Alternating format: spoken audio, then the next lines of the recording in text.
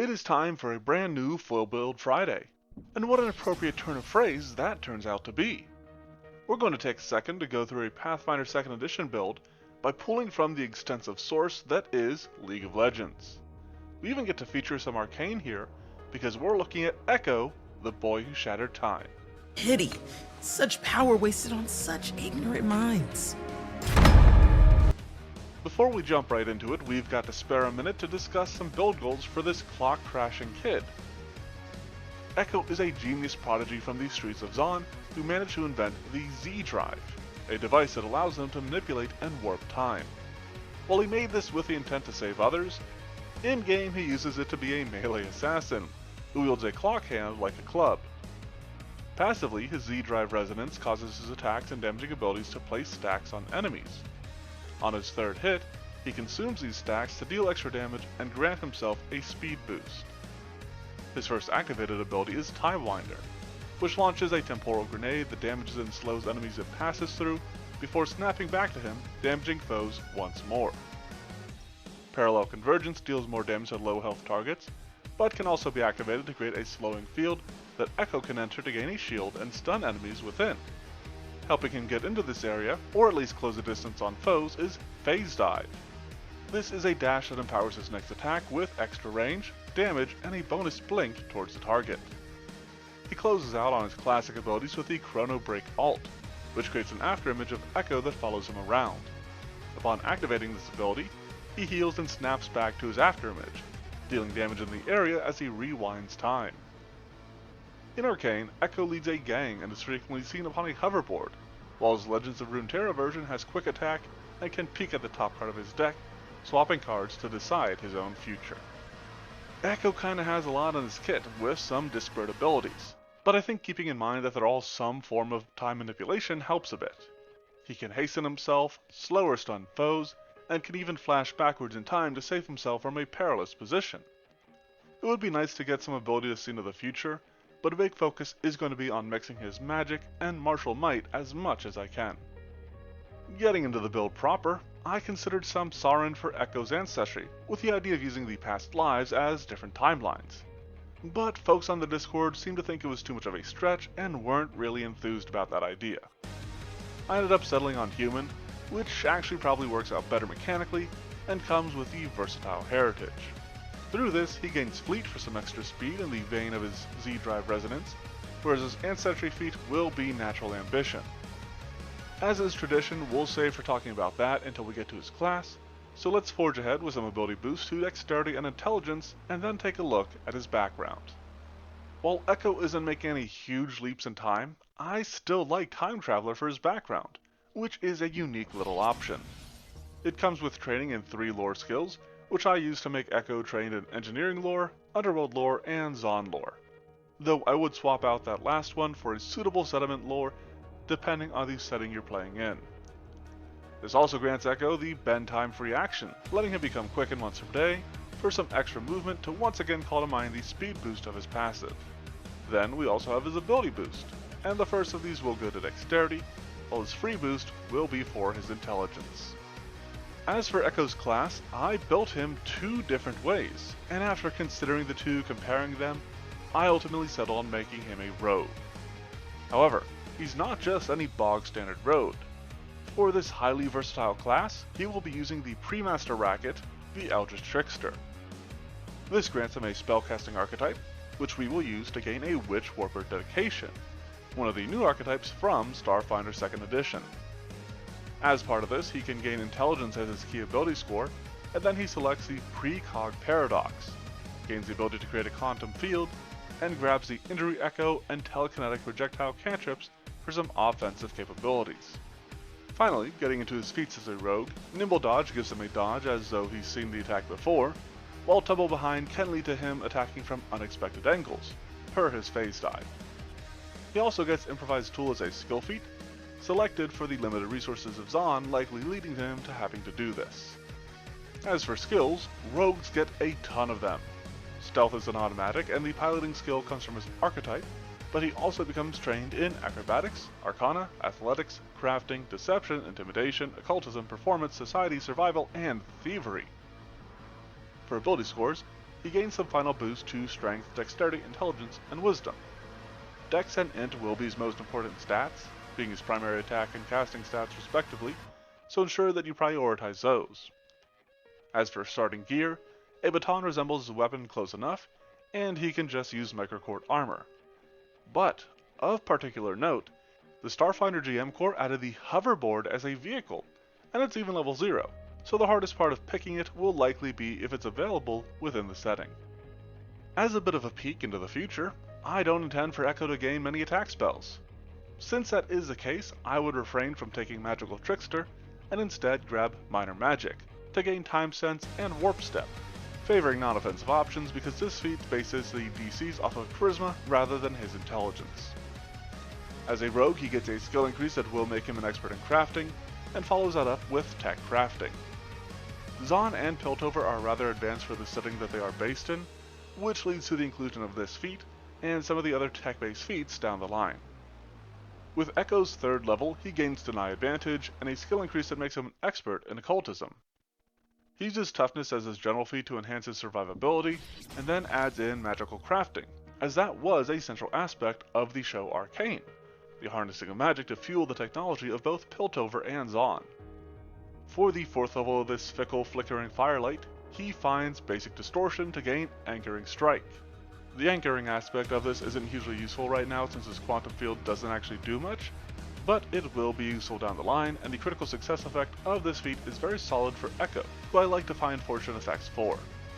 With his skills, he increases his acrobatics to expert based on how nimble he is, and then he grabs Inventor. This is a super obvious feat to take, where Ekko is responsible, at least mostly, for the invention of the Z-Drive that allows him to zip and zap through time. Starting in on 5th level, Ekko applies ability boost to Strength, Dexterity, Constitution, and Intelligence. In addition to these ability boosts, Ekko gains Weapon Tricks, and a skill increase that makes him an expert in piloting.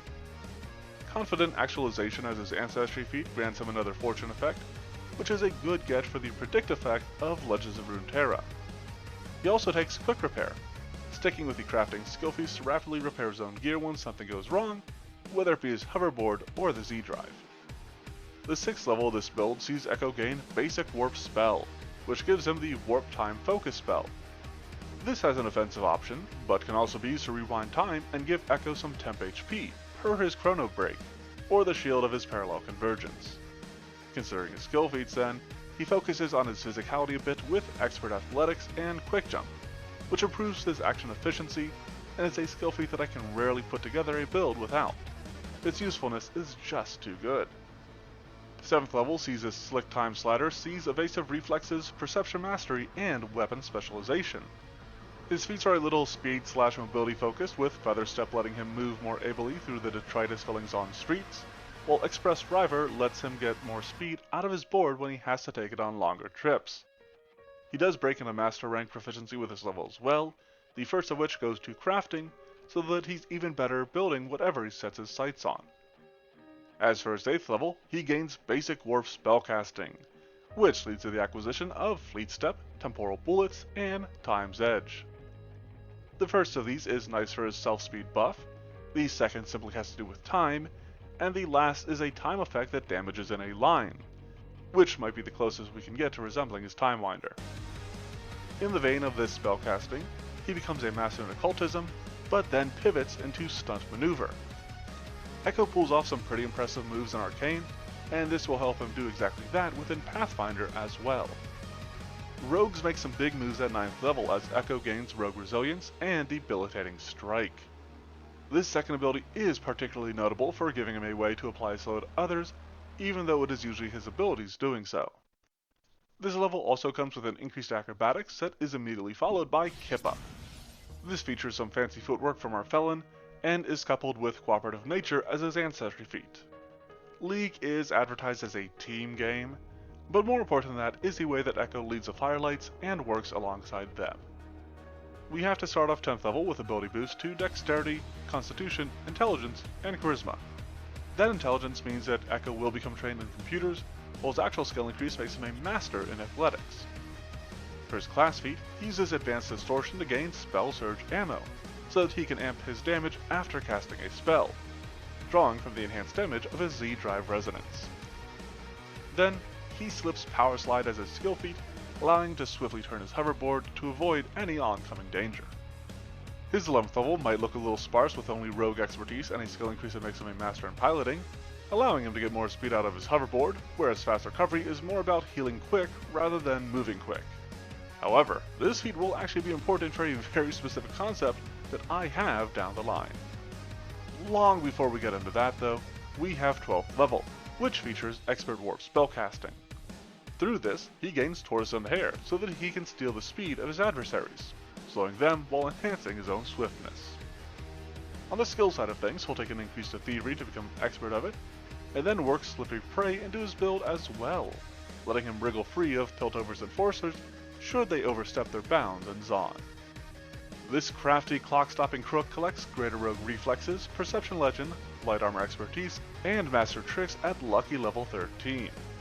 He also gets a skill increase that makes him Master in Thievery, though with Steady Balance skill feat, which I took based on his ability to stay on his board even while he's careening through the crowded underbelly of Zon, is actually an acrobatics feat.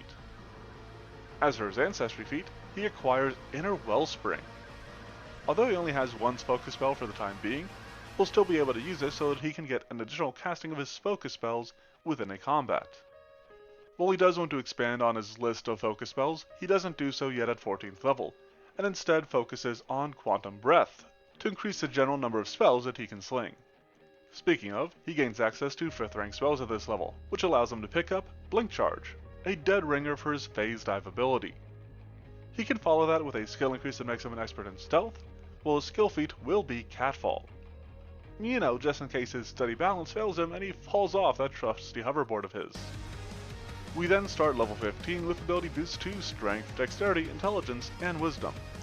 He also gets double debilitation, which isn't the most useful since he only has the base debilitations, and greater weapon specialization.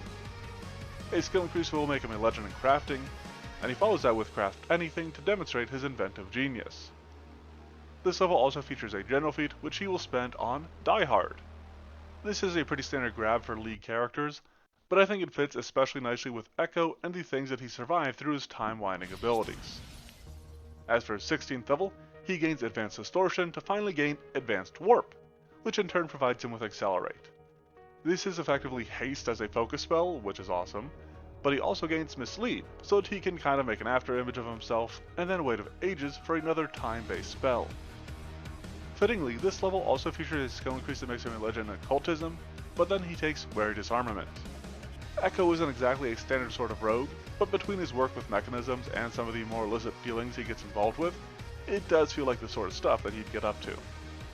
Level 17 sees our Slick Sky Skater seize Agile Mind and a skill increase that makes him a legend in Acrobatics, so that he's making the most out of his Catfall. His Ancestry feat here will be Heroic Presence. I was actually debating the usage of Persistent Actualization, and I do like that for some of his predict effects, but this is nice for the shield that he gains as part of Parallel Convergence. Then he grabs Quick Unlock for similar reasons as Wary Disarmament from last level, letting him access places he probably isn't supposed to be. Following on from the recent increase to Occultism, Ekko can take Master Warp Spellcasting, which leads to him gaining two pretty important spells, Stagnate Time and Time Beacon. The former creates an area to slow enemies per his Parallel Convergence, while the latter is the best means I can find for creating his Chrono Break. My main issue with it is it is too limited. It's an action to cast, and then leaves Ekko with only 2 actions for his turn before he has to choose to rewind. How much use he can actually get out of this is questionable, but I struggle to find a better effect for his ultimate. Beyond that, he becomes a legend in Athletics, and follows that with Wall Jump, based on the way that he tends to bounce around, something that is especially noticeable with his Phase Dive. We finish up his class features at level 19 with Light Armor Mastery and Master Strike to potentially execute a target, as well as a skill increase so that he becomes a legend in piloting. His general feat here is Incredible Initiative, letting him get a bit more use out of his Surprise Attack class feature, and resembling his Quick Attack in Legends of Runeterra. He'll also use Powerful Leap as his skill feat, just so that he can spring about a bit better than before. That brings us to level 20, where Ekko gains ability boost to Strength, Constitution, Intelligence, and Charisma, then gets skill increases to make him train in Nature and a Master of Stealth. Rather than a rogue capstone feat, he'll be taking another Advanced Distortion to gain Greater Warp, because that will grant him access to Time Loop. He finally takes advantage of his quantum field here, and gains another way to resemble his parallel convergence as he fully stuns enemies trapped within the field. As for his skill feat, he takes immediate advantage of that stealth increase to gain Swift Sneak, letting him sneak at his full speed, and swiftly close on enemies who are entirely unaware of his approach until it's far too late. His final spell for the build will be Moment of Renewal, representing the heal of his ult and allowing him to recover even more hit points thanks to that fast recovery that he took earlier.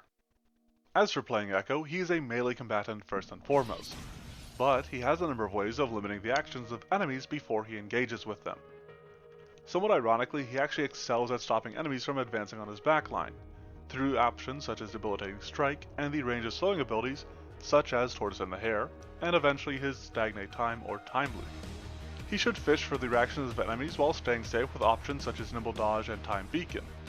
If he knows enemies don't have reactions, he can engage in melee while hitting them with spells, so that he can make use of his Spell Surge ammo. He has Tumble Behind to make foes off guard on his own, and can get into difficult flanking positions with the help of his Blink Charge.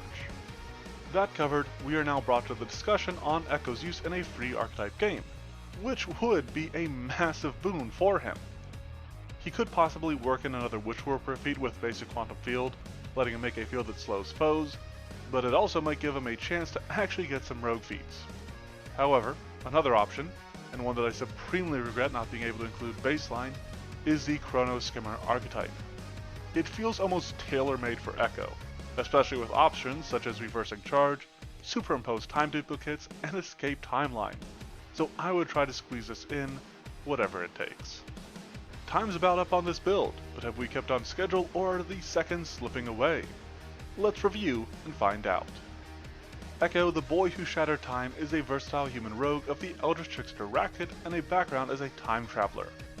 Delving into the crafting skill, especially feats such as Inventor, and then adding in a Witch Warper archetype all about manipulating time is a great way to cover his invention of the time-distorting Z-Drive.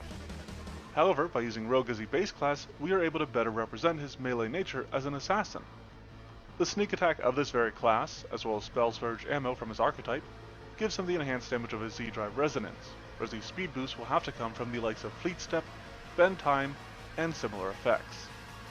Representing the initial launch followed by the snapback of the Timewinder is honestly very difficult. But at least Time's Edge is a line effect with some sort of debilitating effect, except it sickens instead of slowing creatures. He does have a number of slowing means, ranging from spells to the debilitating strike itself, but they aren't coming from this particular spell. The area of his parallel convergence comes from the Witch Warper's Quantum Field, though Stagnate Time might work better for the actual slowing effect. However, we will need that Quantum Field for Time Loop to stun the enemies, whereas Warp Time and Heroic Presence gives him the shield of this ability. As for his Phase Dive, we just need a simple Blink Charge to represent that, and getting one that's a little simpler is a real boon, because his ult is not easy either. The best pick I found is Time Beacon, but it's a very limited amount of time, and his heal will have to come from Moment of Renewal, unless he finds another healing option. Incredible Initiative is a nice nod towards the quick attack of his Legends of Runeterra card, whereas a few fortune effects are a great way to flavor his predictions of things to come. Teaming with techno talent, this troublemaking teen twists and turns time to tune his tactics, till he's taking out teaming terrors and transgressors that trespass on his turf. As always, let me know what you think of this build and what other sorts of builds you'd like to see in a comment. If you like what you see here and want more, be sure to leave a like and then subscribe to the channel. You can also check out the blog, which is linked below along with the Twitter and Discord. Thanks for watching and have a fantastic Friday. If you can't make the most out of any given moment, then you don't deserve a single extra second.